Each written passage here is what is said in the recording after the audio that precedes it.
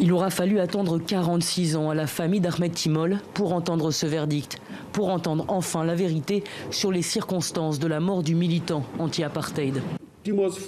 Timol est tombé après avoir été poussé soit par la fenêtre de la pièce 1026, soit du toit du bâtiment de la place John Vorster.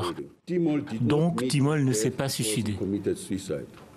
En octobre 71, le militant communiste est arrêté, puis détenu dans ce sinistre bâtiment, le commissariat de Johannesburg, réputé pour ses interrogatoires extrêmement violents.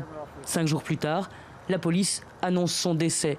Timol se serait jeté du 10e étage. Une enquête bâclée conclut au suicide.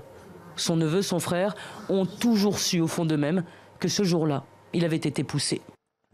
Je savais que ceux qui se faisaient arrêter étaient frappés, torturés. J'étais persuadé que mon frère s'était fait tuer. J'en étais persuadé. Mais j'ai toujours dit qu'Ahmed s'était fait tuer en détention policière. Reste à savoir désormais qui a poussé Ahmed Timol. Le juge Motel a recommandé au parquet ce mardi de poursuivre 7 hommes. João Rodrigues, le dernier policier à avoir vu le militant en vie. Lors de son audition en juillet, le septuagénaire est allé jusqu'à dire qu'il avait tenté à l'époque de le sauver. J'ai fait de mon mieux.